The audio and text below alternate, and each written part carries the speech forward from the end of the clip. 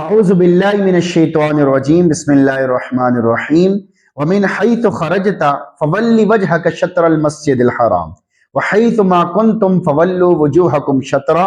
لئلا يكون للناس عليكم حجة إلا الذين ظلموا منهم فلا تخشوهم واخشوني ولأتم نعمتي عليكم ولعلكم تهتدون سورة البقرہ آیت نمبر 150۔ پوری امت مسجد حرام کی طرف رخ کرے، ومن حیث خرجتا، اور آپ جس جگہ سے بھی نکلیں، فولی وجہک شطر المسجد الحرام، تو اپنا چہرہ مسجد حرام کی طرف کر لیا کریں۔ یعنی آپ جہاں کہیں بھی ہوں تو اپنا رخ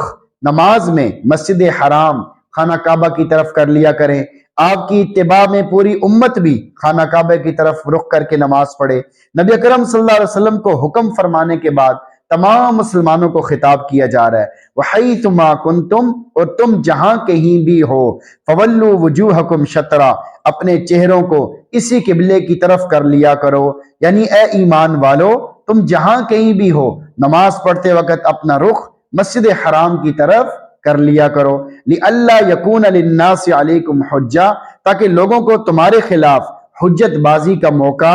نہ ملے، یعنی نہ اہل کتاب خواہ مخواہ کی بحث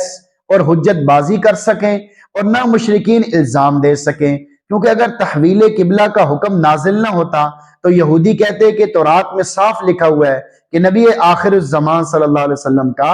اصلی قبلہ کعبۃ اللہ ہوگا، یہ تو بیت المقدس کی طرف رخ کر کے نماز پڑھ رہے ہیں، لہٰذا آپ میں یہ علامت موجود نہیں ہے۔ مشرکین الزام دیتے، عجیب بات ہے، یہ نبی دعویٰ تو ملت ابراہیمی کے اتباع کا کرتے ہیں مگر قبلہ ابراہیمی سے روگردانی کی ہوئی ہے۔ اللہ رب العزت نے تحویل قبلہ کا حکم نازل کر کے سب کی حجتیں اور بحثیں ختم کر دی۔ اِلَّا الَّذِينَ ظَلَمُوا مِنْهُمْ، مگر ان میں سے جو ظالم اور ہٹ درم ہیں وہ اب بھی تانوں سے باز نہیں آئیں گے۔ یہودی کہیں گے حسد کی وجہ سے ہمارے قبلے کو چھوڑ دیا، مشرکین کہیں گے ان کو ہمارے قبلے کا حق ہونا اب معلوم ہوا تو اس کو اختیار کر لیا ہے۔ اسی طرح ہمارے آباء و اجداد کے دین کو بھی آہستہ آہستہ قبول کر لیں گے۔ فلا تخشوہم، پس تم لوگ ان سے مت ڈرو، یعنی ان کے طعن و تشنیع سے نہ ڈرو، نہ ان کے طعن و تشنیع کی کچھ پرواہ کرو، ان کے طعن و تشنیع سے خود انہی کا نقصان ہوگا، تمہارا کچھ بھی نہیں بگڑے گا۔ وخشونی، ہم سے ڈرتے رہو، یعنی اللہ رب العزت سے ڈرتے رہا کرو، کہیں اس کے حکم کی خلاف ورزی نہ ہو جائے۔ اللہ رب العزت نے اپنی خشیت کا حکم دیا ہے، اپنے خوف کا حکم دیا ہے جو ہر بھلائی کی بنیاد ہے، لہٰذا جو اللہ تعالیٰ سے نہیں ڈرتا وہ نہ تو اللہ رب العزت کی صحیح معنی میں فرمانبرداری کر سکتا ہے اور نہ ہی اللہ کی نافرمانی سے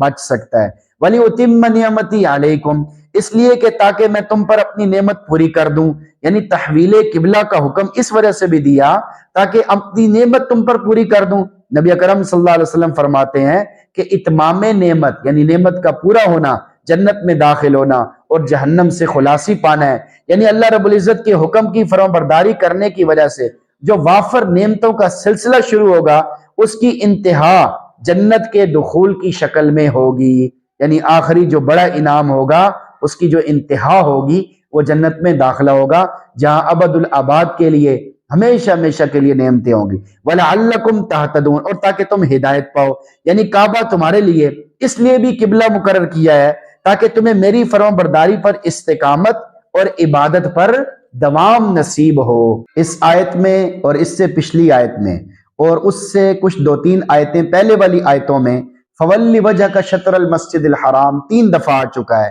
وَحَيْثُ مَا كُنْتُمْ فَوَلُّوا وُجُوهَكُمْ شَطْرًا 2 مرتبہ ہے۔ اس تکرار کی ایک عام وجہ تو یہ ہے کہ تحویل قبلہ کا حکم مخالفین کے لیے تو شور و شغب کا ذریعہ تھا، یعنی شور مچانا، خود مسلمانوں کے لیے بھی عبادات کا ایک عظیم انقلاب تھا۔ اگر یہ حکم تاکیدات کے ساتھ بار بار نہ لایا جاتا تو دل کا اطمینان و سکون آسان نہ ہوتا، اس لیے اس حکم کو بار بار دہرایا گیا، جس میں اس کی طرف بھی اشارہ ہے کہ یہ تحویل آخری ہے اور قطعی ہے، اب اس کی تبدیلی کا کوئی امکان نہیں ہے، اس لیے اس کو بار بار لایا گیا۔ آیت کا میسج آپ کے نام، نمبر 1، ڈرتے رہیں۔ اس آیت سے معلوم ہوا کہ لوگوں سے ڈرنے کی بجائے اللہ سے ڈرنا ضروری ہے کہ کہیں مجھ سے نافرمانی سرزد ہو کر اللہ رب العزت کی نافرمانی کا سبب نہ بن جائے۔ نمبر 2، ہدایت کے اسباب کو اللہ رب العزت نے بہت آسان کر دیا ہے۔ اللہ رب العزت نے اپنے بندوں پر رحم کرتے ہوئے ہدایت کے اسباب بے حد آسان کر دیے ہیں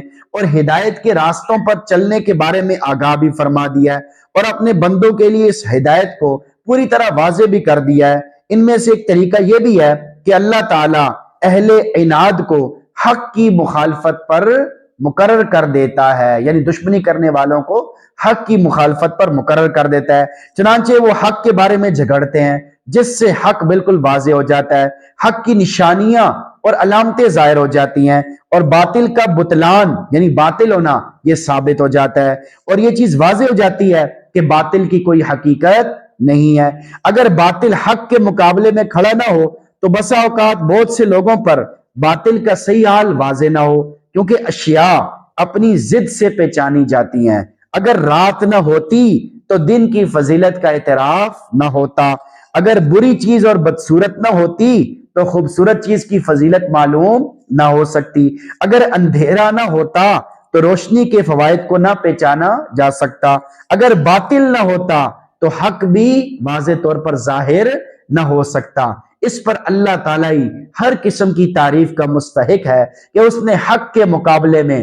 باطل کو لا کر حق کو واضح کر دیا ہے۔ نمبر 3، باطل سے ڈرنے کی ضرورت نہیں ہے۔ اس آیت سے اللہ رب العزت نے ہمیں یہ بھی بتا دیا کہ باطل سے ڈرنے اور اس سے خوف کھانے کی ضرورت نہیں ہے، اس لیے کہ باطل آیا ہی مٹنے کے لیے ہے۔ 15 پارے میں ایک آیت ہے، وَقُلْ جَاءَ الْحَقُّ وَزَهَقَ الْبَاطِلُ إِنَّ الْبَاطِلَ كَانَ زَهُوقًا، کہ بے شک باطل بنا ہی مٹنے کے لیے، باطل بنا ہی ختم ہونے کے لیے۔ تو اللہ تعالیٰ سے دعا اللہ تعالیٰ ہم سب کو قرآن پڑھنے، سننے، سمجھنے کی توفیق نصیب فرمائے، آمین۔